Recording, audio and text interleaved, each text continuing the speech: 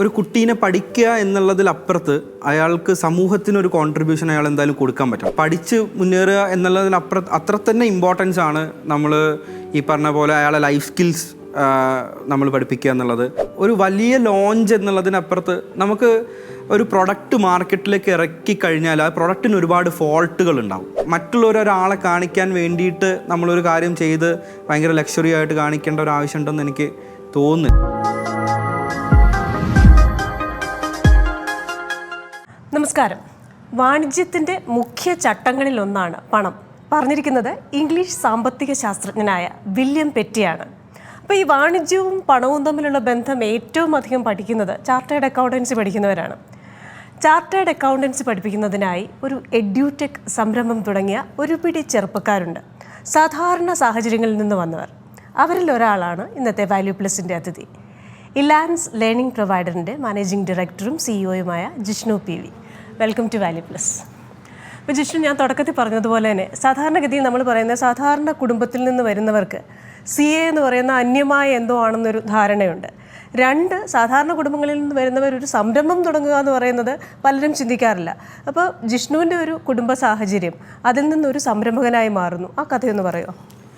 Actually 2018 നമ്മൾ ഇലാൻസ് എന്ന സ്ഥാപനം സ്റ്റാർട്ട് ചെയ്യുന്നത്. അപ്പം അതിൻ്റെ മുന്നേ തന്നെ ഉണ്ടാകുന്നൊരു സാഹചര്യം എന്ന് പറഞ്ഞാൽ അച്ഛന് ചെറിയ കച്ചവടങ്ങളൊക്കെ ചെയ്തിട്ടുള്ള ആ ഒരു ബാക്ക്ഗ്രൗണ്ട് എൻ്റെ ഒരു ലൈഫിൽ ഞാൻ കണ്ടിട്ടുള്ളത്. അപ്പോൾ ഒരു സ്കൂളിലൊക്കെ പഠിക്കുന്ന സമയത്ത് കോഴിക്കോടാണ് ഞാൻ താമസിക്കുന്നത്. അപ്പോൾ കോഴിക്കോട് ചെറിയ രീതിയിലുള്ള ഹോട്ടലിൽ ഈ ഭക്ഷണം കച്ചവടം ആ രീതിയിൽ വളരെ ചെറിയ ഹോട്ടൽ എന്ന് പറയുന്നത് വലുതൊന്നുമല്ല, വളരെ ചെറിയ രീതിയിൽ സ്റ്റാർട്ട് ചെയ്തിട്ട് അച്ഛൻ റൺ ചെയ്യുന്നിട്ടുണ്ടായിരുന്നു.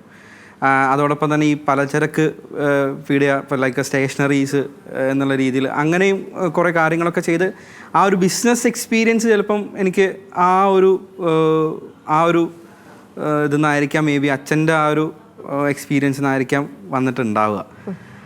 അവിടുന്ന് എലാൻസിലേക്ക് എത്തുന്നത് ഞാൻ സ്കൂളിൽ പഠിക്കുന്ന ഒരു സമയത്ത് തന്നെ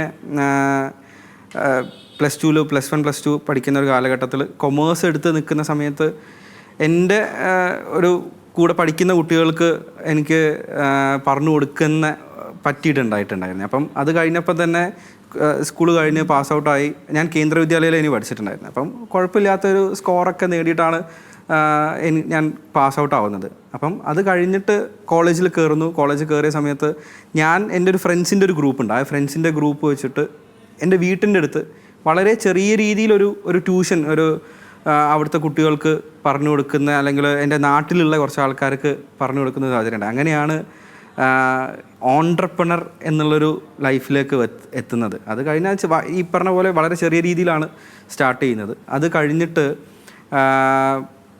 ഞാൻ ACCA കോളേജ് കഴിഞ്ഞിട്ട് ACCAയിലേക്ക് പോകുന്നു. ACCA പഠിച്ചുകൊണ്ടിരിക്കുന്ന സമയത്ത് തന്നെ എനിക്ക് ചെറിയൊരു ജോലി കിട്ടി. ഒരു ദുബായ് ബേസ്ഡ് ആയിട്ടുള്ളൊരു കമ്പനിയിൽ ആണ് എനിക്ക് ജോലി കിട്ടുന്നത്. അവിടെ ഓഡിറ്റ് അസിസ്റ്റൻ്റ് ആയിട്ടായിരുന്നു ഞാൻ ഇനീഷ്യലി തന്നെ വർക്ക് ചെയ്തത്. അപ്പം അതിൽ വർക്ക് ചെയ്തുകൊണ്ട് നിൽക്കുന്ന സമയത്ത് എൻ്റെ ഒരു മൈൻഡ് സെറ്റ് ഈ പറഞ്ഞ പോലെ ട്യൂഷൻ റൺ ചെയ്യുന്നതും അല്ലെങ്കിൽ അച്ഛൻ കച്ചവടം ചെയ്യുന്നതിലൊക്കെ പോയിരുന്നതിൻ്റെ എൻ്റെ ഒരു മൈൻഡ് സെറ്റ് എപ്പോഴും ഒരു ഓൺട്രപ്രണർ എന്നുള്ള ഒരു തോട്ടിലായിരുന്നു ഉണ്ടായിരുന്നത്. എന്നെ ഭയങ്കരമായിട്ട് റെസ്ട്രിക്റ്റ് ചെയ്യുന്ന ഒരു സാഹചര്യം ഉണ്ടായിട്ടുണ്ട്. ഈ പറഞ്ഞ പോലെ ഒരു 9 to 5 ജോബിൽ ഞാൻ ഭയങ്കര റെസ്ട്രിക്റ്റഡ് ആണ്, എനിക്ക് ക്രിയേറ്റീവായിട്ടൊന്നും ചെയ്യാൻ കഴിയുന്നില്ല എന്നുള്ളൊരു തോട്ടിലൊക്കെയാണ് ഈ പണി എടുക്കുന്ന സമയത്ത് തന്നെ എനിക്ക് ഉണ്ടായിട്ടുണ്ടായിരുന്ന തോട്ട്സ്. അപ്പം അതിൽ ഇപ്പം എൻ്റെ പാർട്ട്ണറായിട്ടുള്ള ഒരു ദിവസം ഞങ്ങളിങ്ങനെ വെറുതെ ഇരിക്കുന്നൊരു സമയം. അപ്പം ഞാൻ ജോലി ചെയ്തുകൊണ്ടിരിക്കുന്ന ഓഫീസിലിരിക്കുന്ന സമയത്ത് ജോജോൻ്റെ ഒരു സ്റ്റാറ്റസ് കാണുന്നുണ്ടായി. അതിൽ നിന്നാണ് നമ്മൾ ശരിക്കും എലാൻസ് എന്നുള്ളൊരു കോൺസെപ്റ്റിലേക്ക് വരുന്നത്. ജോജോ അന്നൊരു സ്റ്റാറ്റസ് ഇട്ടിട്ടുണ്ടായിരുന്നത് കൊക്കക്കോള സോൾഡ് ഓൺലി 9 bottles എന്ന് പറഞ്ഞിട്ടുള്ളൊരു സ്റ്റാറ്റസ് ഇട്ടുണ്ടായി. അപ്പം അന്ന് ഞങ്ങൾ തമ്മിലൊരു കോൺവെർസേഷൻ ഉണ്ടായി. ജോജോ എന്താണ് what are you going to do എന്നുള്ള നമ്മൾക്കും ഈ സിമിലർലി എൻ്റെ സീനിയർ ആയിട്ടായിരുന്നു ജോജോ പഠിച്ചിട്ടുണ്ടായിരുന്നത്. അപ്പോൾ അവിടെയും എനിക്ക് വി ഹാഡ് സർട്ടൻ കണക്ഷൻസ്. അപ്പം നമ്മളെപ്പോഴും പലപ്പോഴും കോളേജിലൊക്കെ ഇരിക്കുന്ന സമയത്തൊക്കെ ഡിസ്കഷൻസ് ഉണ്ടാവാറുണ്ട് നമുക്ക് എന്തെങ്കിലുമൊക്കെ ചെയ്യണം എന്നുള്ളത്. പക്ഷേ എന്തൊക്കെയോ സാഹചര്യങ്ങളാൽ പിന്നെ ആ ഒരു ഇനീഷ്യലി തന്നെ ഒരു ഓൺട്രപ്രണർ എന്നുള്ള രീതിയിലൊക്കെ ഒന്നും പോയില്ല. രണ്ടാളും ഒരു പ്രൊഫഷണൽ കോഴ്സ് പഠിക്കാൻ ഉള്ള രീതിയിലൊക്കെയാണ് പോയത്. ജോജോ ACC ആയിരുന്നു പഠിക്കുന്നത്. ജോജോൻ്റെ ജൂനിയറായിട്ടാണ് ഞാൻ പിന്നെ ACCയിലേക്ക് വരുന്നത്. അപ്പം അവിടുന്ന് ഈ പറഞ്ഞ പോലെ ആ സ്റ്റാറ്റസിൻ്റെ മേലെയാണ് നമ്മൾ എലാൻസ് എന്ന് പറഞ്ഞിട്ടുള്ള ഒരു കോൺസെപ്റ്റ് നമ്മൾ ഡെവലപ്പ് ചെയ്യുന്നത് ഒരു ബേസിക്കലി ഇനീഷ്യലി ഒരു ഭയങ്കര സിൻസിയറായിട്ട് പറയുകയാണെങ്കിൽ നമ്മൾ വലിയ വിഷനിലൊന്നുമല്ല. ഒരു ഇപ്പോൾ പലരും പറയുന്നത് കേട്ടിട്ടുണ്ട്, ഞങ്ങൾ ചെറുപ്പം മുതലേ എനിക്ക് ഒരു ഭയങ്കര എനിക്ക് ഇങ്ങനെ ചെയ്യണമായിരുന്നു അങ്ങനെ ചെയ്യണമായിരുന്നു അങ്ങനെ ഒരു വിഷനിലൊന്നുമല്ല നമ്മൾ സ്റ്റാർട്ട് ചെയ്തത്. നേരത്തെ പറഞ്ഞ പോലെ തന്നെ ആ ജീവിത സാഹചര്യത്തിൻ്റെ പുറത്ത് നമുക്ക് പെട്ടെന്ന് പണം എന്നുള്ളൊരു കാര്യത്തിൽ നമുക്ക് അത്ര തന്നെ ഇമ്പോർട്ടൻസ് ഉണ്ടായിട്ടുണ്ടായിരുന്നു. ഒരു ജോലി നേടിയെടുക്കാൻ കഴിയുന്നതിലേക്കാട്ടിയും നമ്മൾ കേട്ടിട്ടുള്ളതും അല്ലെങ്കിൽ വായിച്ചിട്ടുള്ളതും ഒക്കെ കഥ വെൽത്ത് ക്രിയേഷൻ എന്ന് പറയുന്നത് റാദർ ദാൻ ഒരു 9 to 5 അപ്പുറത്ത് ഒരു ഓൺട്രപ്രണർ അല്ലെങ്കിൽ പ്രോപ്പർ അങ്ങനെ ഒരു മൈൻഡ് സെറ്റുള്ള ആൾക്കാർക്ക് ഉണ്ടാവുന്നതാണ് എന്നുള്ളൊരു തോട്ടിൻ്റെയും കൂടി പുറത്താണ് നമ്മൾ ലാൻസ് 2018 സ്റ്റാർട്ട് ചെയ്യുന്നത്. അപ്പോൾ ഒരു സംരംഭകനായിട്ട് വരുന്നു. ഈ പറയുന്നതിനിടയ്ക്ക് ചില ആൾക്കാർ പറയും പല പരാജയങ്ങളിൽ നിന്നും ബിസിനസ്സിലേക്ക് വരുന്ന ആൾക്കാരുണ്ട്. അപ്പം അച്ഛൻ്റെ കുഞ്ഞു സംരംഭങ്ങൾ ഉണ്ടായിരുന്നല്ലോ. അപ്പം എവിടെയെങ്കിലും ഒക്കെ എന്തായാലും കുട്ടികളായിരിക്കുമ്പോൾ നമ്മൾ ഇതൊക്കെ നിരീക്ഷിക്കുമല്ലോ. അപ്പോൾ അതിൽ നിന്ന് എന്തെങ്കിലുമൊക്കെ ചെറിയ ആശയങ്ങൾ മനസ്സിലേക്ക് വന്നിട്ടുണ്ടാകുമല്ലോ. അപ്പോൾ അച്ഛൻ ഏതെങ്കിലും തരത്തിൽ ഒരു കുഞ്ഞു സംരംഭകൻ എന്ന നിലയിൽ സ്വാധീനിച്ചിട്ടുണ്ടോ?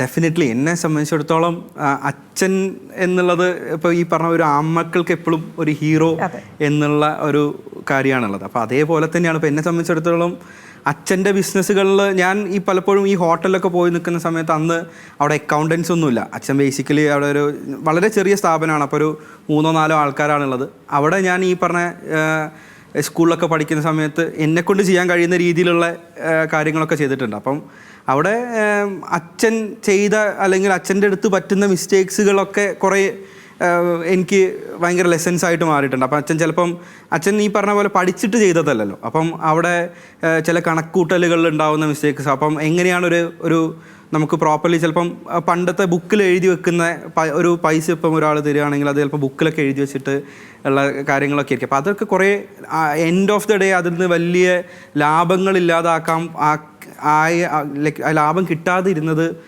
ഇങ്ങനത്തെ കുറേ ചെറിയ മിസ്റ്റേക്സ് ഒക്കെയാണ്. അപ്പം അങ്ങനെ ഇപ്പം ഈ പറഞ്ഞ പോലെ അതിൽ നിന്ന് കുറേ ലെസൺസ് പഠിക്കുക എന്നുള്ളത് അച്ഛൻ്റെ ചെറിയ മിസ്റ്റേക്സ് എന്നാണ് ആക്ച്വലി ഞാൻ കുറേ കാര്യങ്ങൾ പഠിച്ചിട്ടുള്ളത്. അത് അച്ഛൻ്റെ അടുത്ത് നിന്ന് പറ്റിയ വലിയ തെറ്റുകളല്ല. അച്ഛൻ ആസ് സച്ച് ഈ പറഞ്ഞ പോലെ പഠിച്ചിട്ട് ചെയ്യാത്തതിൻ്റെതായിട്ടുള്ള ഒരു ഓൺട്രപ്രണർ അല്ലെങ്കിൽ ഒരു സെൽഫ് എംപ്ലോയ്മെൻ്റ് എന്നുള്ള രീതിയിലേക്ക് വരുന്ന സമയത്ത് കുഞ്ഞു മിസ്റ്റേക്കുകൾ അച്ഛന് സംഭവിച്ചിട്ടുണ്ടായിരുന്നു. അത് കുറേ ആൾക്കാർ ഭയങ്കര രീതിയിൽ യൂസ് ചെയ്തതൊക്കെ ആയിട്ട് ഞാൻ ആ ചെറിയ പ്രായത്തിൽ ഞാൻ ശ്രദ്ധിച്ചിട്ടുണ്ട്. അപ്പോൾ അതെനിക്ക് പറ്റരുത്, അല്ലെങ്കിൽ അവിടെ അച്ഛൻ ആ കുഞ്ഞു മിസ്റ്റേക്സുകളിൽ നിന്ന് ഞാൻ ഒരുപാട് നല്ല ലെസൺസ് പഠിക്കാൻ എനിക്ക് പറ്റിയിട്ടുണ്ട്.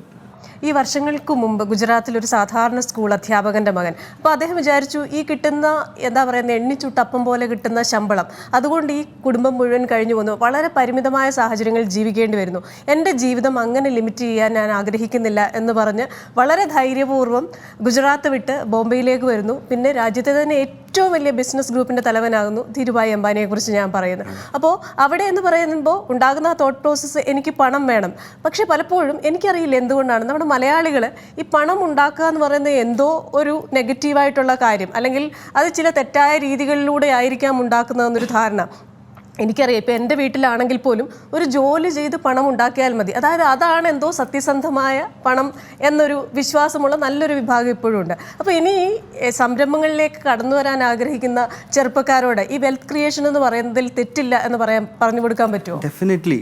ഒരിക്കലും ഞാൻ പറയുന്ന ഒരു വെൽത്ത് ക്രിയേഷൻ ശരിക്കും പോസിബിൾ ആവുന്നത് ഒരു 9 to 5 എന്നുള്ളൊരു ജോബിലല്ല. ശരിക്കും പറഞ്ഞാൽ അത് ഒരു വെൽത്ത് ക്രിയേഷൻ എന്ന് പറഞ്ഞാൽ എബണ്ടൻസ് ഓഫ് മണി എന്നുള്ളത്. അപ്പം അത് ശരിക്കും ഒരുപാട് പൈസ ഉണ്ടാക്കുക എന്ന് പറയുന്നത് ഒരു ഡ്രീമാക്കി വെക്കുന്നതിൽ ഒരു തെറ്റുണ്ടെന്ന് ഞാൻ ഒരിക്കലും വിശ്വസിക്കുന്നില്ല. അത് നമ്മൾ പണം ക്രിയേറ്റ് ചെയ്യുന്ന സമയത്തോ അല്ലെങ്കിൽ നമുക്ക് പണം കിട്ടുന്ന സമയത്ത് അത് അത്ര തന്നെ യൂസ്ഫുള്ളായിട്ട് സൊസൈറ്റിയിലേക്കും വരുന്നുണ്ട്. ഇപ്പം ധീരുഭായ് അംബാനീൻ്റെ കാര്യം പറഞ്ഞതിൽ തന്നെ വെരി റീസെൻ്റ്ലി അപ്പം നമ്മൾ അംബാനീൻ്റെ ഒരു പ്രീ വെഡ്ഡിങ് ഫംഗ്ഷൻ നടന്നിട്ടുണ്ട്. അത് കോടികൾ ചിലവഴിച്ചിട്ടായിരുന്നു ഇത്രയും ഈ പറഞ്ഞ ആഘോഷങ്ങളൊക്കെ നടത്തി. അത് കുറേ ആൾക്കാർ ക്രിട്ടിസൈസ് ചെയ്യുന്നത് ഞാൻ കണ്ടിട്ടുണ്ട്.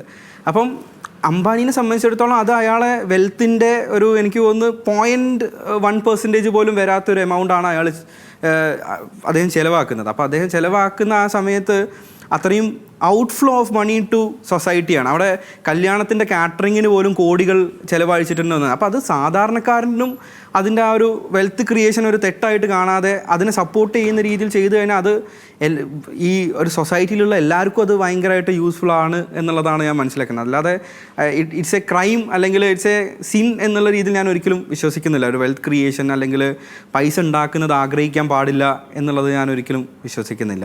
അതെ, തീർച്ചയായിട്ടും ആ കല്യാണത്തിന് പൂക്കൾ ഒരുക്കുന്നവർ, അതേപോലെ തന്നെ ആ പൂ കൃഷി ചെയ്ത കർഷകൻ, അതേപോലെ തന്നെ ഈ പറയുന്ന വസ്ത്രങ്ങൾ നെയ്തെടുക്കുന്നവർ, ഇവരെല്ലാവരും ആദരിക്കപ്പെടുകയാണ്. അവരുടെ അധ്വാനത്തിന് ഈക്വലൻ്റ് ആയിട്ടുള്ള പണം കൊടുത്ത് എന്ന ആ ഒരു ചിന്തയിലേക്ക് കൂടെ നമ്മൾ വരേണ്ടിയിരിക്കുന്നു എന്ന് എനിക്ക് ചിലപ്പോൾ തോന്നാറുണ്ട്. അപ്പോൾ നിങ്ങൾ കുറച്ച് ചെറുപ്പക്കാർ ചേർന്ന് നിങ്ങളുടെ സ്വപ്നം പങ്കുവെക്കുന്നു, എലാൻസ് സ്റ്റാർട്ട് ചെയ്യുന്നു. ആ ഒരു തുടക്കം എങ്ങനെയാണ്? നിങ്ങൾ ഇത്രയും പേര് എങ്ങനെയാണ് ഒന്നിച്ചു വന്നതും ഇത് തുടങ്ങിയതും? ശരിക്കും നമ്മൾ 4 പേരാണ് എലാൻസ് സ്റ്റാർട്ട് ചെയ്യുന്നത്. 4 പേര്, നമ്മൾ 3 പേര് ഒരുമിച്ച് കോളേജിൽ പഠിച്ച ആൾക്കാരാണ്. 2 പേരെൻ്റെ സീനിയേഴ്സ് ആയിരുന്നു. ഒരാൾ ഞാൻ ACCA പഠിക്കുന്ന സമയത്ത് എൻ്റെ കൂടെ ഉണ്ടായിട്ടുള്ള ആളാണ്. അപ്പം അങ്ങനെ ആ 4 പേരുള്ള connection initially saint Joseph's college Devagiri Kozhikode നിന്നാണ് നമുക്ക് ആ കണക്ഷൻ വരുന്നത്. ഇപ്പം ജോജോവും അക്ഷയുമാണ് നമ്മളൊരു എൻ്റെ കോ ഫൗണ്ടിങ് ടീമിലുണ്ടായിട്ടുള്ള ആൾക്കാർ. അപ്പം അവരെ സംബന്ധിച്ചിടത്തോളം നമ്മൾ ആ കണക്ഷൻ ബിൽഡ് ചെയ്യുന്നത് മൊത്തം കോളേജിൽ നിന്നാണ്, ദേവഗിരിയിൽ നിന്നാണ്. അല്ലെങ്കിൽ ഈ നമ്മൾ ഒരുമിച്ച് പഠിച്ച ഒരു സാഹചര്യത്തിലാണ് നമുക്ക് ആ ഒരു ബോണ്ടും കാര്യങ്ങളൊക്കെ ക്രിയേറ്റ് ചെയ്യാൻ പറ്റുന്നത്. ജോജോ ഞാനും ഭയങ്കരമായിട്ട് കണക്റ്റഡ് ആയിരുന്നു. നമ്മൾ പല ഇപ്പം ദേവഗിരിയിൽ തന്നെ ഒരുപാട് പരിപാടികൾ ഇനീഷ്യേറ്റ് ചെയ്യാനും കാര്യങ്ങൾക്കൊക്കെ നമ്മൾ ഒരുമിച്ച് തന്നെ ആയിരുന്നു. അപ്പം അതിൻ്റെ ഒരു ബോണ്ട് ഉണ്ട്. അങ്ങനെയാണ് നമുക്ക് ആ ഒരു 4 പേര് എന്നുള്ളൊരു ബോണ്ടിലേക്ക് വരുന്നത്. സാധാരണ ഈ ബിസിനസ് തുടങ്ങുന്ന എല്ലാവരോടും മുൻപ് ബിസിനസ് ചെയ്തവർ ഉപദേശിക്കുന്ന ഒരു കാര്യമുണ്ട്: ദൈവത്തെ ഓർത്ത് പാർട്ട്നേഴ്സിനെ വെച്ച് ബിസിനസ് ചെയ്യരുത്. ഏതെങ്കിലും ഘട്ടത്തിൽ നിങ്ങളെ ചതിച്ചിട്ട് പോകും, അല്ലെങ്കിൽ ചിലപ്പോൾ തുടക്കത്തിൽ തന്നെ 6 മാസം കഴിയുമ്പോൾ അടിച്ചു വരും. പക്ഷേ ഇത്രയധികം പേര് ഇത്രയും ഒരേ ലക്ഷ്യത്തിന് വേണ്ടി ഒരേ മനസ്സോടുകൂടെ ഒരേ രീതിയിൽ പ്രവർത്തിക്കുന്നു. തീർച്ചയായും എലാൻസിൻ്റെ ജേർണിയിൽ അത് വലിയൊരു സ്റ്റാൻഡിങ് ഔട്ടായിട്ടുള്ള പോയിൻ്റാണ്. അതെങ്ങനെയാണ് സാധിക്കുന്നത്? അത് ഈ പറഞ്ഞ പോലെ എനിക്ക് സെർട്ടൈൻ എന്താ പറയുക കഴിവുകളുണ്ട്. അപ്പം ഞാൻ എന്താണോ ചെയ്യുന്നത് അതിൽ ഞാൻ ഏറ്റവും ബെസ്റ്റ് ചെയ്തുകൊണ്ടിരിക്കുക എന്നുള്ളതാണ് നമ്മൾ വിശ്വസിക്കുന്നത്. നമ്മളൊരു ആളെടുത്ത് അങ്ങോട്ടും ഇങ്ങോട്ടും ഇപ്പം നോർമലി സംഭവിക്കാറ് അവിടെ അങ്ങോട്ടും ഇങ്ങോട്ടും കോമ്പീറ്റ് ചെയ്യുന്ന ഒരു സാഹചര്യത്തിലാണ് ഈ ഞാൻ പറഞ്ഞതാണ് ശരി അല്ലെങ്കിൽ അയാൾ പറഞ്ഞതാണ് ശരി എന്നുള്ളൊരു രീതിയിലൊക്കെയാണ് ഈ കോൺഫ്ലിക്റ്റുകൾ അധികം ക്രിയേറ്റ് ചെയ്യുക. നമ്മൾ എലാൻസിൽ ചെയ്യുന്ന ഒരു കാര്യം, ഞാൻ എന്താണോ ചെയ്യുന്നത് അതിൽ ജിഷ്ണു എന്താണ് ചെയ്യേണ്ടത് അത് ഏറ്റവും ബെറ്ററായിട്ട് ഡേ ബൈ ഡേ ചെയ്യൂ. ഞാൻ എന്താണോ ജോജോ എന്താണോ ചെയ്യേണ്ടത് ജോജോ അങ്ങനെ ചെയ്യുക, അക്ഷയ് എന്താണോ ചെയ്യുന്നത് അക്ഷയ് അങ്ങനെ ചെയ്യുക എന്നുള്ള ഒരു രീതിയാണ് നമ്മൾ ഫോളോ ചെയ്യുന്നത്. അതുകൊണ്ട് തന്നെ അവിടെ ഈ പറഞ്ഞ പോലെ അങ്ങോട്ടും ഇങ്ങോട്ടും ഉള്ള ഒരു സംസാരങ്ങൾ വളരെ കുറവാണ്. ഇപ്പോൾ ജോജോ ആണെങ്കിൽ ജോജോ പഠിപ്പിക്കുകയാണ് ചെയ്യുന്നത്, ക്ലാസ് എടുക്കാൻ ഒരു മാനേജ്മെൻറ്റ് എന്നുള്ള റോളിനെക്കാട്ടും കൂടുതൽ ജോജോ ക്ലാസ്സുകൾ എടുക്കുക എന്നുള്ളത്. അപ്പോൾ അത് ഏറ്റവും ബെസ്റ്റിൽ കുട്ടികളെ ഏറ്റവും അടിപൊളിയായിട്ട് കുട്ടികൾക്ക് കൺവേ ചെയ്ത് കൊടുക്കുക എന്നുള്ള രീതിയിലാണ് ജോജോ ചെയ്യുന്നത്. അക്ഷയ് നമ്മളിപ്പോൾ അക്കാഡമിക്സ് ഡയറക്ടർ അക്ഷയാണ് ചെയ്യുന്നത്. അപ്പം അതിൽ അക്ഷയ് കൂടുതൽ ഫോക്കസ് ചെയ്യുക, ജിഷ്ണു എന്താണോ ചെയ്യേണ്ടത് ജിഷ്ണു ആ കാര്യങ്ങളിൽ ഫോക്കസ് ചെയ്യുക എന്നുള്ളതാണ് ആ ഒരു ടീം സക്സസിൻ്റെ ഒരു എന്താ പറയുക ഒരു പോയിന്റ് എന്ന് പറയുന്നത്. അപ്പോൾ ഞാൻ ഈ ലീഡർഷിപ്പിനെ കുറിച്ച് 2 കൗതുകകരമായ കാര്യങ്ങൾ കേട്ടിട്ടുണ്ട്. അതിലൊന്നെന്ന് പറയുന്നത് യഥാർത്ഥ ലീഡർ എന്ന് പറയുന്നത് കൂടുതൽ ലീഡേഴ്സിനെ ക്രിയേറ്റ് ചെയ്യുന്ന വ്യക്തിയാണ്. 2 എന്ന് പറയുന്നത് ഒരു യഥാർത്ഥ ലീഡർ എന്ന് പറയുന്നത് അങ്ങനെ ഒരാൾ അവിടെ ഉണ്ടെന്നൊരു തോന്നൽ ഒരാൾക്കും അറിയില്ല ഇയാളാണ് ലീഡർ എന്ന്. പക്ഷേ എല്ലാ കാര്യങ്ങളും വളരെ സ്മൂത്തായിട്ട് നടക്കും. അപ്പോൾ നിങ്ങളുടെ ഒരു സംവിധാനത്തിൽ ഇത് എലാൻസ് എങ്ങനെയാണ് സ്ട്രക്ചർ ചെയ്യപ്പെട്ടിരിക്കുന്നത്? എലാൻസ് ഈ പറഞ്ഞ പോലെ തന്നെയാണ്. എനിക്ക് തോന്നുന്നു this is my first interview. ഇപ്പോൾ ലാസ്റ്റ് ഒരു 6 years ആയിട്ട് എടുത്തു നോക്കുന്ന സമയത്ത് ആദ്യമായിട്ടാണ് ഞാനൊരു ഫ്രണ്ട് ഫേസിലേക്ക് വന്നിട്ട് ഒരു ഇൻ്റർവ്യൂ അറ്റൻഡ് ചെയ്യുന്നത്. അപ്പം ഇതുവരെ ഉള്ളത് ഞാൻ എപ്പോഴും ആ ബാക്കിൽ നിന്നിട്ട് കാര്യങ്ങൾ ചെയ്യാൻ ആഗ്രഹിക്കുന്ന ഒരു വ്യക്തിയാണ്. അപ്പം നേരത്തെ പറഞ്ഞ പോലെ തന്നെ അങ്ങനെ ഒരു വ്യക്തി അവിടെ ഇല്ല എന്നുള്ള രീതിയിൽ സിസ്റ്റം ഡെവലപ്പ് ചെയ്യണം, അല്ലെങ്കിൽ ആ ഒരു സംവിധാനം ഇത് റൺ ചെയ്ത് പോകണം. ആ വ്യക്തിക്കല്ല അവിടെ ഇമ്പോർട്ടൻസ്, ആ സംവിധാനത്തിന് അല്ലെങ്കിൽ ആ സിസ്റ്റത്തിനാണ് അവിടെ ഇമ്പോർട്ടൻസ് എന്നുള്ള രീതിയിൽ തന്നെയാണ് എലാൻസ് ചെയ്തിരിക്കുന്നത്. എലാൻസ് ഒരു ലൈക്ക് കംപ്ലീറ്റ്ലി എലാൻസ് അങ്ങനെയാണ് ഫോം ചെയ്തിരിക്കുന്നത് തന്നെ. നമ്മൾ സാധാരണ ഒരു സംരംഭം തുടങ്ങും, ഇപ്പോൾ ഒരു അച്ചാർ കമ്പനി തുടങ്ങുന്നു, അല്ലെങ്കിൽ ഏതെങ്കിലും ഒരു പ്രൊഡക്ഷൻ യൂണിറ്റ് തുടങ്ങുന്നു. അവിടെയൊക്കെ നമ്മൾ സ്റ്റാഫ് ഉണ്ടെങ്കിൽ പോലും നമ്മൾ കൈകാര്യം ചെയ്യുന്ന ജീവനില്ലാത്ത റോ മെറ്റീരിയൽസ് ആണ്. കുറച്ച് മുളക് പൊടി അല്ലെങ്കിൽ കുറച്ച് അച്ചാറിനുള്ള പച്ചക്കറികൾ, അങ്ങനെയൊക്കെയുള്ള കാര്യങ്ങളായിരിക്കും. പക്ഷേ ഇവിടെ നിങ്ങൾ കൈകാര്യം ചെയ്യുന്നത് ജീവനുള്ള റോ മെറ്റീരിയലുകളെയാണ്, അതായത് ഭാവി ലോകത്തിലേക്ക് കോൺട്രിബ്യൂട്ട് ചെയ്യുന്നവരെ. അപ്പോൾ അത്തരത്തിൽ നമ്മൾ കുട്ടികളെ കൈകാര്യം ചെയ്ത് അവരെ ഓരോരുത്തരെയും നല്ല പൗരന്മാരാക്കി പുറത്തേക്ക് വിടേണ്ട ഒരു വലിയ റെസ്പോൺസിബിലിറ്റിയാണ്. അപ്പോൾ ആ ഉത്തരവാദിത്വം എലാൻസ് എങ്ങനെയാണ് നിറവേറ്റുന്നത്?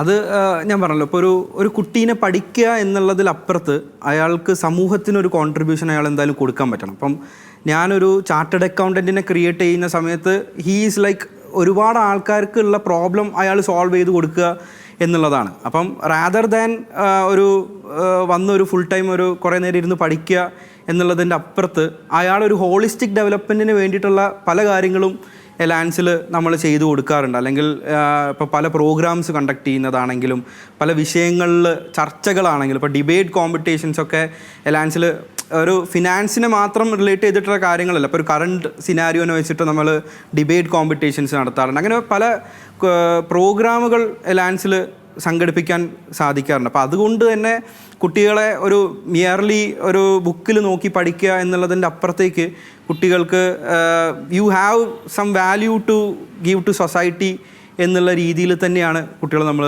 ഡെവലപ്പ് ചെയ്തിട്ട് പോകുന്നത്. അതുപോലെ തന്നെ നമ്മൾ ഈ ചാർട്ടേഡ് അക്കൗണ്ടൻസി എന്ന് പറയുന്നത് അത് ശരിക്കും പറഞ്ഞു കഴിഞ്ഞാൽ അത്ര സ്മൂത്തായിട്ടുള്ള ഒരു റോഡിൽ കൂടെ നമുക്ക് പോകാൻ പറ്റില്ല.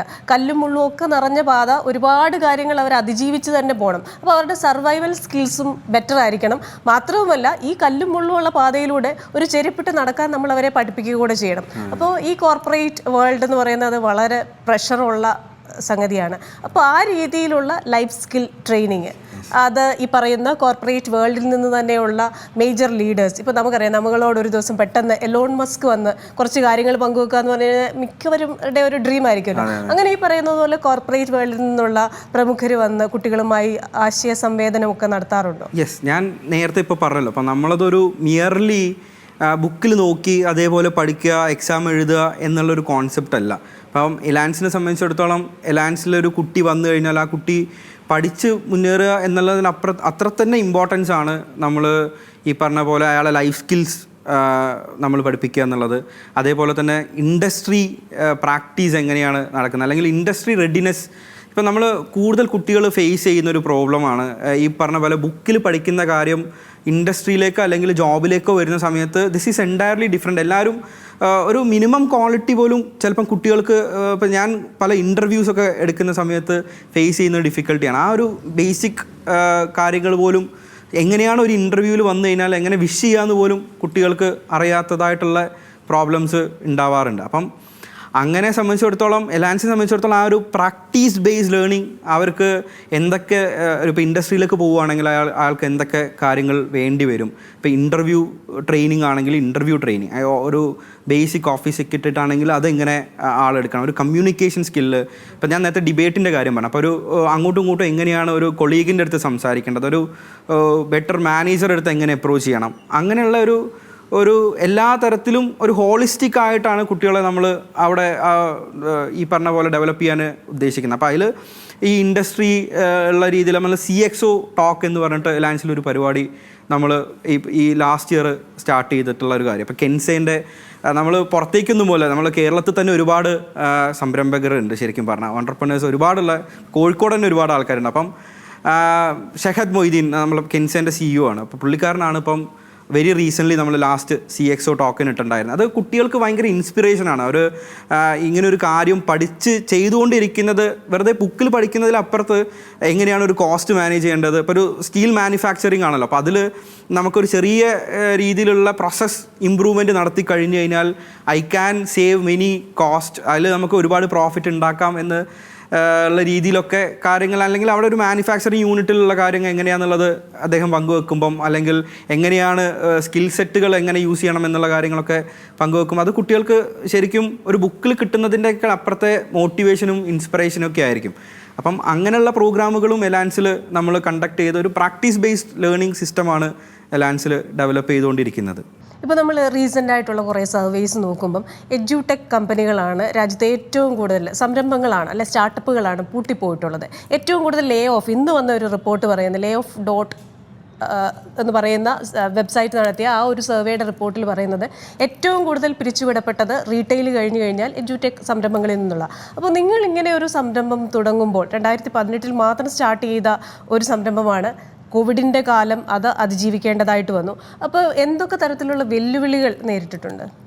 ഇലാൻസിന് ഇപ്പം ഈ പറഞ്ഞ പോലെ ഇനീഷ്യലി 2018 സ്റ്റാർട്ട് ചെയ്യുന്നത് വളരെ ചെറുതായിട്ടാണ് നമ്മൾ സ്റ്റാർട്ട് ചെയ്യുന്നത്. ഇപ്പോൾ റാദർ ദാൻ വലിയൊരു ഒരു ലോഞ്ചിന് പകരം എലാൻസ് വളരെ സ്റ്റെപ്പ് ബൈ സ്റ്റെപ്പാണ് നമ്മളെ ഗ്രോത്ത് ഉണ്ടായിട്ടുള്ളത്. അത് തന്നെയാണ് ഈ പറഞ്ഞ പോലെ ഒരു ബബിൾ ക്രിയേറ്റ് ചെയ്യാതെ പതുക്കെ നമ്മൾ ഓരോ സ്റ്റെപ്പും എടുത്തിട്ടാണ് ഇതുവരെ എലാൻസിൻ്റെ ഒരു ജേണി വന്നിട്ടുള്ളത്. പിന്നെ വാട്ട് മേക്സ് എസ് ഡിഫറെൻറ്റ് എന്നുള്ളൊരു ചോദ്യത്തിൽ, അല്ലെങ്കിൽ എന്തായിരുന്നു നമ്മൾ അന്ന് ഫേസ് ചെയ്തൊരു ചലഞ്ച് എന്നുള്ളൊരു ചോദ്യത്തിൽ ഉള്ളൊരു കാര്യം, 2018 സ്റ്റാർട്ട് ചെയ്യുന്നു. 19 നമ്മൾ കോഴിക്കോട് മാത്രമാണ് ഉണ്ടായിരുന്നത്. ആഫ്റ്റർ 19 ലാസ്റ്റിലേക്കാണ് നമ്മൾ കൊച്ചിയിലേക്ക് എക്സ്പാൻഷന് പ്ലാൻ വരുന്നത്. അപ്പം ഒരു 2019 എനിക്ക് തോന്നുന്നു ഒരു ഡിസംബറിലാണ് കൊച്ചിയിൽ വന്നിട്ട് നമ്മൾ ലൊക്കേഷനൊക്കെ ഫൈനലൈസ് ആക്കുന്നതും ക്യാമ്പസ് എടുക്കാനെന്നുള്ള അവിടെ ചെറിയ രീതിയിൽ വർക്കൊക്കെ സ്റ്റാർട്ട് ചെയ്തിരിക്കുന്ന സമയത്താണ് ഈ കൊറോണ വരുന്നത്. കൊറോണ എല്ലാവരെയും സംബന്ധിച്ചിടത്തോളം ഭയങ്കര ചലഞ്ചിങ് ആയിരുന്നു. നമ്മൾ ഈ പറഞ്ഞ പോലെ നമ്മൾ ഒരു ബൂട്ട് സ്ട്രാപ്പിംഗ് ആണ് നമ്മൾ എപ്പോഴും ചെയ്തുകൊണ്ടിരിക്കുന്നത്. ഒരു ഫണ്ട് വരുന്നു, അതിനനുസരിച്ചിട്ട് ഡെവലപ്പ് ചെയ്യാതെ വലിയൊരു ഇൻവെസ്റ്റ്മെൻറ്റ് ബാക്കപ്പ് ആയിട്ടല്ലല്ലോ ചെയ്യുന്നത്. അപ്പം അത് നമ്മളെ ഭയങ്കരമായിട്ട് ഹിറ്റ് ചെയ്തു. നമ്മളൊരു ഒരു നമുക്ക് ആദ്യം ഇനീഷ്യലി കിട്ടിയ ഒരു എമൗണ്ടിൽ നിന്നാണ് നമ്മൾ കൊച്ചിയിൽ ക്യാമ്പസ് സ്റ്റാർട്ട് ചെയ്യണം, അല്ലെങ്കിൽ അതിന് ചെറിയ രീതിയിൽ അഡ്വാൻസ് കൊടുക്കുന്നു. അവിടുത്തെ വർക്കുകൾക്കുള്ള റോ മെറ്റീരിയൽസ് കാര്യങ്ങളൊക്കെ ഏകദേശം സെറ്റാക്കി വെക്കുന്ന സമയത്താണ് കൊറോണ വരുന്നത്. അത് എല്ലാവരെയും സംബന്ധിച്ചിടത്തോളം ഭയങ്കര ചലഞ്ചായിരുന്നു. നമ്മളെ എല്ലാ രീതിയിലും മെൻ്റലി ഒക്കെ അത് ഭയങ്കര ഡൗൺ ആക്കിയിട്ടുണ്ടായിരുന്നെങ്കിൽ പോലും അവിടുന്ന് നമ്മൾ what can we do different. അപ്പം ഇലാൻസിൻ്റെ ഒരു വാല്യൂ സിസ്റ്റം എടുക്കുകയാണെങ്കിൽ പോലും ഇന്നോവേഷൻ എന്നുള്ളതാണ് നമ്മളൊരു വാല്യൂ ആയിട്ട് നമ്മൾ കാണുന്നത്. അപ്പം റാദർ ദാൻ അയ്യോ ഇങ്ങനെ ഞാൻ ഫെയിലായി അല്ലെങ്കിൽ അങ്ങനെ ഒരു തോട്ടിന് പകരം നമ്മൾ ചെയ്തത് what we can do different എന്നുള്ളൊരു രീതിയിലേക്കാണ് പോയത്. അപ്പം അവിടുന്ന് ആണ് നമ്മൾ എലാൻസ് ലേണിംഗ് ആപ്പ് എന്നുള്ള ഒരു ഐഡിയ, അല്ലെങ്കിൽ നമുക്ക് ഓൺലൈൻ ക്ലാസ്സുകൾ ഡെലിവർ ചെയ്യാൻ പറ്റും റാദർ ദാൻ കൊച്ചി കോഴിക്കോട് എന്നുള്ളതിൻ്റെ അപ്പുറത്തേക്ക് ഈ പറഞ്ഞ പോലെ ഒരു വലിയ ഓഡിയൻസ്, ഒരു ജോഗ്രഫി ബാരിയർ ഇല്ലാത്ത ഓഡിയൻസ് നമുക്ക് ഉണ്ടെന്ന് മനസ്സിലാക്കുന്നു.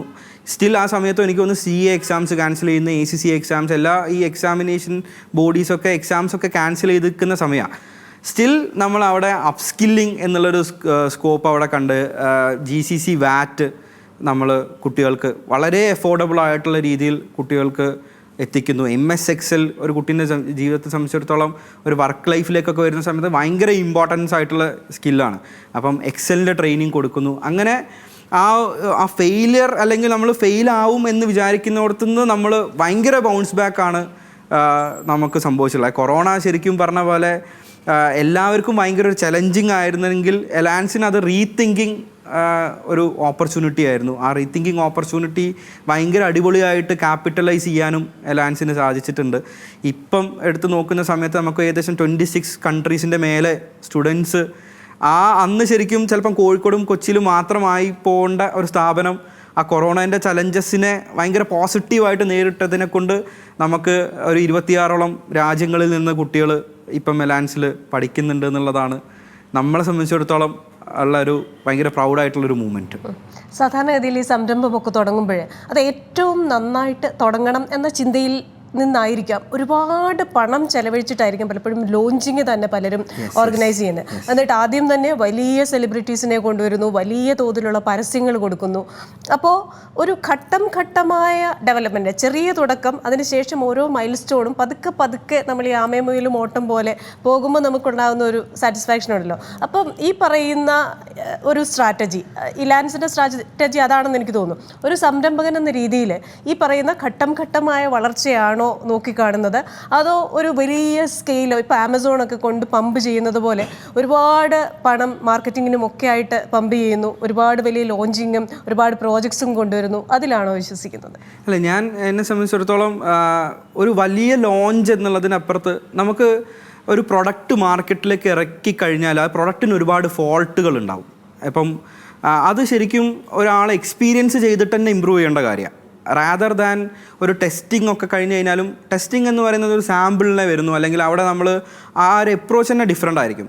അതല്ലാതെ നമ്മളെ പ്രൊഡക്റ്റ് ലോഞ്ച് ചെയ്യുന്നു, ആ പ്രൊഡക്റ്റിൽ ഒരുപാട് കാര്യങ്ങൾ ഇമ്പ്രൂവ് ചെയ്യാനുണ്ടാവും. ആ ഒരു ഇമ്പ്രൂവ് ചെയ്ത് നമുക്ക് മാർക്കറ്റ് ഫിറ്റ് ആയി കഴിഞ്ഞാലാണ് അതിന് പിന്നെ ഒരു സ്കെയിലബിലിറ്റി എന്നുള്ളതാണെന്ന് ഞാൻ വിശ്വസിക്കുന്നത്. അപ്പോൾ ആ ഒരു സ്റ്റെപ്പ് ബൈ സ്റ്റെപ്പ് തന്നെയാണ് അതിൻ്റെ റൈറ്റ് അപ്രോച്ച് എന്നുള്ളത് എൻ്റെ ഒരു തോട്ടാണ്.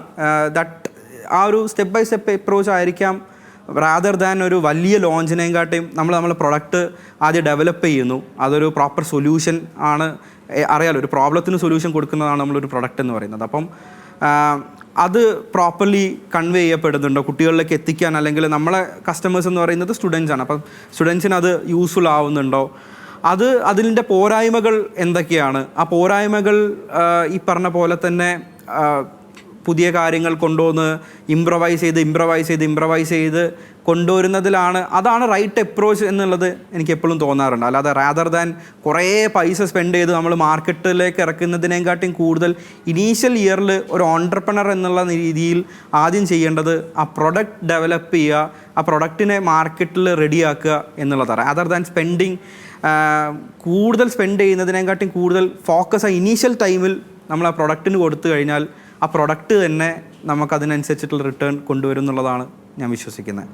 ഇതിൻ്റെ തന്നെ വേറൊരു വശമുണ്ട്. കാരണം ഒരു ബിസിനസ് തുടങ്ങിയാൽ തന്നെ പെട്ടെന്ന് പല ചെറുപ്പക്കാരുടെയും ഒരു സ്വപ്നം അവർ പങ്കുവെക്കുന്നത് തെറ്റാണെന്നല്ല ഞാൻ പറയുന്നത്. എനിക്ക് ഏറ്റവും പ്രീമിയമായിട്ടുള്ളൊരു കാർ വേണം, ഏറ്റവും നല്ല വീട് വേണം, അത് ഏറ്റവും നല്ല ജീവിത സാഹചര്യങ്ങൾ വേണം എന്നൊക്കെ പറയുമ്പോൾ അവിടെയും ഒരു ഘട്ടമായ വളർച്ചയാണോ നോക്കിക്കാണുന്നത്, അതോ ഈ പറഞ്ഞതുപോലെ നമ്മൾ തുടങ്ങി 2 വർഷം കഴിയുമ്പോൾ പ്രീമിയം കാറിൽ നമ്മൾ സഞ്ചരിക്കുന്നു, നാട്ടുകാരെല്ലാം നമ്മളിങ്ങനെ അത്ഭുതത്തോടെ നോക്കിക്കാണുന്നു എന്ന് പറയുന്ന ആ ഒരു നമ്മുടെ ലൈഫിൽ വരുന്ന മാറ്റം അത് ഏത് രീതിയിലാണ് കാണുന്നത്? ഞാൻ വെരി റീസെൻ്റ് ഇൻ്റർവ്യൂവിൽ ഇത് കേട്ടിട്ടുണ്ടായിരുന്നു. ഒരു ആൾ സക്സസ്ഫുൾ ഇപ്പം ചെറിയ സംരംഭം തുടങ്ങി, അല്ലെങ്കിൽ ഒരു സ്റ്റാർട്ടപ്പ് എന്നുള്ളത് തുടങ്ങുക എന്നുള്ളത് വന്നു കഴിഞ്ഞാൽ, അല്ലെങ്കിൽ ആ ഒരു ചെറിയ ഓൺട്രപ്രണർഷിപ്പ് തുടങ്ങിക്കഴിഞ്ഞാൽ ഇപ്പോഴത്തെ ചെറുപ്പക്കാർ ഇപ്പം നേരത്തെ ഞാൻ പറഞ്ഞ പോലെ തന്നെ പെട്ടെന്നൊരു ഒരു ലക്ഷറി കാറ് വാങ്ങണം, ആൾക്ക് 2 ഐഫോൺ ഉണ്ടാവണം, എന്നാലേ അത് ഞാൻ സക്സസ് ആയി എന്നുള്ളൊരു കാണിക്കാം, അല്ലെങ്കിൽ അതൊരു ഷോയിങ് ഓഫ് ആയിട്ട് ഉണ്ടായിട്ടുള്ളൊരു ഇൻ്റർവ്യൂ ഞാൻ വെരി റീസെൻ്റ്ലി കേട്ടിട്ടുണ്ടായിരുന്നു. അപ്പം അതല്ല, ഓരോരുത്തർക്ക് success definition should be like ഭയങ്കര പേഴ്സണൽ. അതല്ലാതെ മറ്റുള്ളൊരാളെ കാണിക്കാൻ വേണ്ടിയിട്ട് നമ്മളൊരു കാര്യം ചെയ്ത് ഭയങ്കര ലക്ഷറി ആയിട്ട് കാണിക്കേണ്ട ഒരു ആവശ്യമുണ്ടെന്ന് എനിക്ക് തോന്നുന്നില്ല. അതൊരു വളരെ പേഴ്സണലായിട്ട് എടുക്കേണ്ട കാര്യമാണ്. ആ സ്റ്റെപ്പ് ബൈ സ്റ്റെപ്പ് തന്നെ ഓരോ കാര്യങ്ങൾ അച്ചീവ് ചെയ്യുക എന്നുള്ളതിലാണ് എൻ്റെ ഒരു തോട്ട് കിടക്കുന്നത്. എന്തായാലും നമ്മൾ സാധാരണ ഒരു സംരംഭം തുടങ്ങുമ്പോൾ അതിനൊരു എക്സ്പാൻഷനൊക്കെ നമ്മുടെ മനസ്സിലുണ്ടാവുമല്ലോ. പക്ഷേ അത് എക്സ്പാൻഡ് ചെയ്യണമെങ്കിൽ എത്ര ചെറിയ തുടക്കം ആണെന്ന് പറഞ്ഞാൽ പോലും ഇത് ആളുകളിലേക്ക് എത്തണമെങ്കിൽ നമ്മൾ അതിൻ്റെ മാർക്കറ്റിംഗ് ശ്രദ്ധിക്കണം. അപ്പോൾ ഞാൻ ഈ എലാൻസിൻ്റെ മാർക്കറ്റിംഗ് ശ്രദ്ധിക്കുമ്പോൾ എപ്പോഴും അതൊരു പരസ്യം എന്നതിലുപരി ഒരു സന്ദേശം ആൾക്കാരിലേക്ക് എത്തിക്കുന്നുണ്ട്. ഉദാഹരണമായിട്ട് ശരിയായ മാർഗം എന്ന് പറയുന്നത്, നമ്മൾ എന്ത് കാര്യം ചെയ്താലും അതിനൊരു ശരിയായ മാർഗം വേണമെന്നൊരു മെസ്സേജ് കൊടുക്കുന്നുണ്ട്. പിന്നെ ഒരു പെൺകുട്ടി കല്യാണം ആലോചിക്കുമ്പോൾ ഇല്ല എനിക്ക് പഠിക്കാൻ പോകണം എന്ന്, അപ്പോൾ സ്ത്രീകൾക്ക് കടന്നു വരാൻ പറ്റാത്ത ഒരു മേഖലയാണ് CA എന്ന് ചെറിയൊരു തെറ്റിദ്ധാരണയുണ്ട്.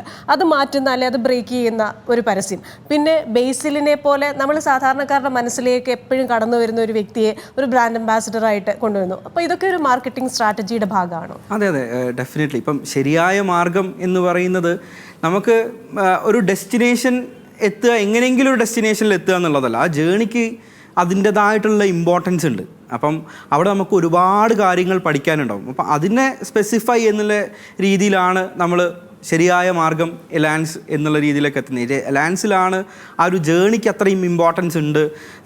Rather than reaching out the destination, ജേണിയും അത്രത്തോളം ഇമ്പോർട്ടൻ്റ് ആണ് എന്ന് കൊടുക്കുന്ന സന്ദേശമാണ് ശരിയായ മാർഗം എലാൻസ് എന്നുള്ളൊരു ഈ വർഷത്തെ നമ്മളെ ക്യാമ്പയിനിലേക്ക് പോകുന്നത്. പിന്നെ ഇപ്പോൾ ഈ പറഞ്ഞ പോലെ കുറേ സീരിയോ ടൈപ്പാണ്. ഈ പറഞ്ഞ പോലെ പെൺകുട്ടികൾ പഠിക്കാൻ പാടില്ല, അല്ലെങ്കിൽ പെൺകുട്ടികൾ CA എന്ന് പറയുന്നത് ആൺകുട്ടികൾക്ക് മാത്രം, അല്ലെങ്കിൽ സ്പെസിഫിക് ഗ്രൂപ്പിന് മാത്രം എന്നുള്ളത്, അതൊക്കെ വെറും തോട്ടാണ്. എലാൻസിൻ്റെ ഒരു മിഷൻ എന്ന് പറയുന്നത് തന്നെ ഈ ഡെമോക്രറ്റൈസ് പ്രൊഫഷണൽ ഫിനാൻസ് കോഴ്സസ് എന്നുള്ളതാണ്. അത് എല്ലാവരിലേക്കും എത്തിക്കുക. ഒരു പ്രിവിലേജ്ഡ് ഗ്രൂപ്പിന് മാത്രമല്ല CA എന്നുള്ളതാണ്. CA അല്ലെങ്കിൽ ACCA ഒക്കെ പോലത്തെ കോഴ്സുകൾ എല്ലാവരിലേക്കും എത്തേണ്ടതായിട്ടുള്ള കാര്യങ്ങളാണ്. ഇപ്പോൾ നമ്മൾ ചെറുപ്പത്തിലൊക്കെ കേൾക്കുന്ന, അല്ലെങ്കിൽ കുട്ടികൾ ഏറ്റവും കൂടുതൽ ഇപ്പോൾ ഡോക്ടർ ആവണം, അല്ലെങ്കിൽ ഒരു 6ാം ക്ലാസ്സിലൊരു ടീച്ചർ ചോദിക്കുന്ന സമയത്ത് ഒരു 50 കുട്ടികൾ ക്ലാസ്സിലുണ്ടെങ്കിൽ 40 പേരും പറയുന്ന കാര്യമാണ് എനിക്ക് ഡോക്ടർ ആവണം, എൻജിനീയർ ആവണം എന്നുള്ളത്. അത് അവർ കണ്ടു വളരുന്നത് ഡോക്ടേഴ്സിനെയും എൻജിനീയേഴ്സിനെയാണ്. ഈ CA പോലത്തെ അല്ല ചാർട്ടേഡ് അക്കൗണ്ടൻസിനെയും ACCA പോലത്തെ ആൾക്കാരെയൊക്കെ, അല്ലെങ്കിൽ അവരെ ഈ മാനേജ്മെൻറ്റ് മേഖലയിൽ വർക്ക് ചെയ്യുന്ന ആൾക്കാരെ ഈ പറഞ്ഞ കുട്ടികൾ ഡേ ടു ഡേ ലൈഫിലേക്ക് കാണുന്നതേ ഇല്ല. അപ്പം അങ്ങനെ അത് കുട്ടികളിലേക്ക് എത്തിക്കുക എന്നുള്ള രീതിയിലാണ് നമ്മൾ പല ഇനീഷ്യേറ്റീവ്സും, നമ്മൾ കൊമേഴ്സ് ലാബ് എന്ന് പറഞ്ഞിട്ടുള്ളൊരു ഇനീഷ്യേറ്റീവ് എടുത്തിട്ടുണ്ട്. അത് സ്കൂളുകളിൽ പോയിട്ട് അവിടുത്തെ കുട്ടികൾക്ക് എങ്ങനെയാണ് ഒരു കമ്പനി റൺ ചെയ്യുന്നത്, ആ കമ്പനിയിൽ ഒരു ചാർട്ടേഡ് അക്കൗണ്ടൻറ്റിൻ്റെ ഇമ്പോർട്ടൻസ് എന്താണ്, ഒരു മാനേജർ ഇമ്പോർട്ടൻസ് എന്താണ്, ഒരു CEO CFOൻ്റെ ഇമ്പോർട്ടൻസ് എന്താണ്, എങ്ങനെ പറഞ്ഞു കൊടുക്കാൻ കഴിയുന്ന രീതിയിലുള്ളൊരു പ്രോഗ്രാം നമ്മൾ കഴിഞ്ഞ വർഷം കണ്ടക്ട് ചെയ്തിട്ടുണ്ടായിരുന്നു, കൊമേഴ്സ് ലാബ് എന്ന് പറഞ്ഞിട്ട്. അപ്പം അങ്ങനെ എല്ലാ രീതിയിലും എല്ലാ ആൾക്കാരിലേക്കും ഈ കോഴ്സിനെ എത്തിക്കുക, അല്ലെങ്കിൽ ഈ പ്രൊഫഷൻസിൻ്റെ ഇങ്ങനത്തെ പ്രൊഫഷണൽസിൻ്റെ ഇമ്പോർട്ടൻസ് എത്തിക്കുക എന്നുള്ളതാണ് നമ്മൾ ചെയ്യുന്നത്. അപ്പം അത് it's not for a privilege group, it's for everyone എന്നുള്ളതിൻ്റെ ഒരു എയിമിലാണ് നമ്മൾ ഈ രീതിയിലുള്ള ആഡും കാര്യങ്ങളും ഒക്കെ പ്ലേസ് ചെയ്തിരിക്കുന്നത്. പിന്നെ ബേസിൽ എന്നുള്ളത് ശരിക്കും പറഞ്ഞാൽ ബേസിൽ ഈസ് എ പേഴ്സൺ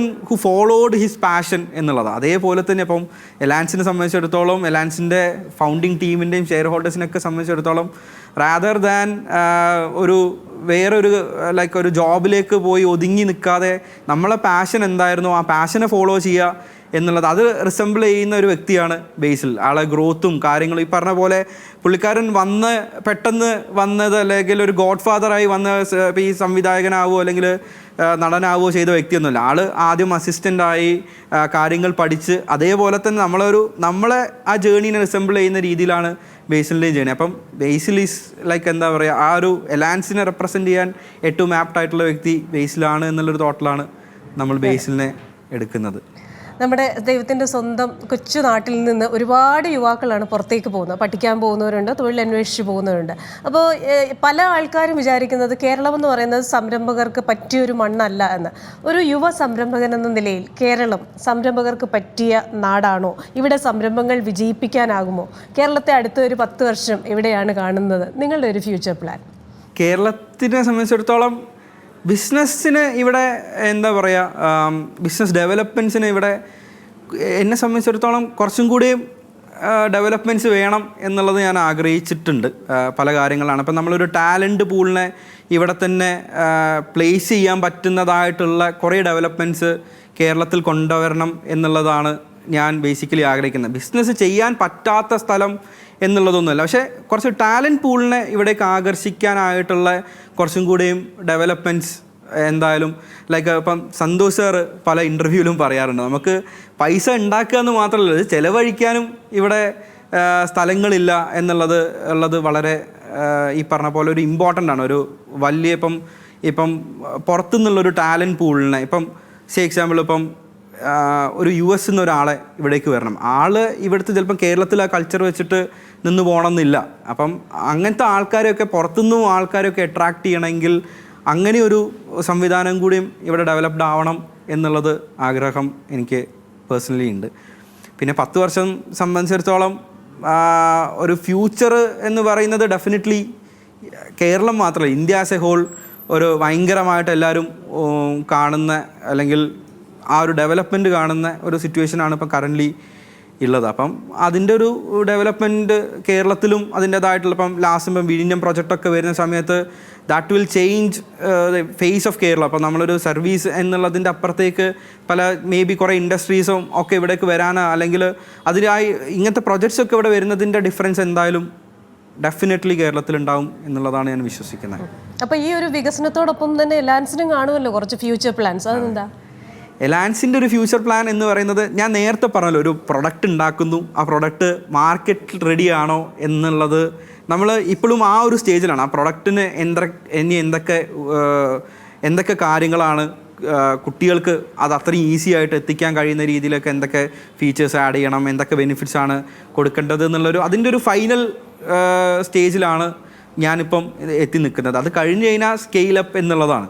അപ്പം ആ ഒരു പ്രൊഡക്റ്റ് മാർക്കറ്റ് ഫിറ്റ് ഏകദേശം ഓക്കെ ആയിട്ട് വരുന്ന സമയത്ത് ഡെഫിനറ്റ്ലി ഒരു അക്രോസ് ദ ഗ്ലോബ് പോകണം എന്നുള്ള ഒരു രീതിയിൽ തന്നെയാണ് നമ്മൾ ഡെവലപ്മെൻറ്റ്സും ബിസിനസ് പ്ലാൻസും കാര്യങ്ങളൊക്കെ എത്തിയിരിക്കുന്നത്. അല്ലെങ്കിൽ ഒരു ഡിഫറെൻറ്റ് വെർനാക്കുലർ ലാംഗ്വേജിൽ ഇപ്പോൾ ഇന്ത്യയിൽ സിനാരിയോ എടുത്ത് നോക്കുകയാണെങ്കിൽ തന്നെ ഇപ്പം നമുക്കറിയാം, ഇപ്പം ഒരു ഫസ്റ്റ് ലാംഗ്വേജ് ഇംഗ്ലീഷ് പ്രിഫർ ചെയ്യുന്നുണ്ടെങ്കിലും അവർക്ക് സ്വന്തം നാറ്റീവ് ലാംഗ്വേജിൽ പഠിക്കുന്ന സമയത്ത് കിട്ടുന്ന ഒരു എക്സ്ട്രാ ഒരു ഫീലിംഗ് ഉണ്ട്. അപ്പോൾ ആ ഒരു രീതി അലയൻസ് മനസ്സിൽ കണ്ടിട്ട് വെർനാക്കുലർ ലാംഗ്വേജിലും ഈ പറഞ്ഞ പോലത്തെ കോഴ്സുകൾ എത്തിക്കണം എന്നുള്ള രീതിയിലുള്ള ഇനീഷ്യേറ്റീവ്സൊക്കെ നമ്മൾ എടുക്കുന്നുണ്ട്. നമ്മൾ ഇപ്പോൾ ഓൾറെഡി നമുക്ക് 4-5 ഹിന്ദി സ്പീക്കിംഗ് ടീച്ചേഴ്സ് നമ്മളെ ടീമിലുണ്ട്. അപ്പം അതാണ് അലയൻസിൻ്റെ ഒരു ഫ്യൂച്ചർ പ്ലാൻ എന്ന് പറഞ്ഞാൽ across globe, across India, different vernacular ലാംഗ്വേജിൽ പ്രൊഫഷണൽ കോഴ്സുകളെ, ഫിനാൻസ് റിലേറ്റഡ് പ്രൊഫഷണൽ കോഴ്സുകളെയും ഫിനാൻസ് റിലേറ്റഡ് അപ്സ്കില്ലിംഗ് കോഴ്സുകളെയും എത്തിക്കുക എന്നുള്ളതാണ് അലയൻസിൻ്റെ ഒരു ലോങ്ങർ ടേം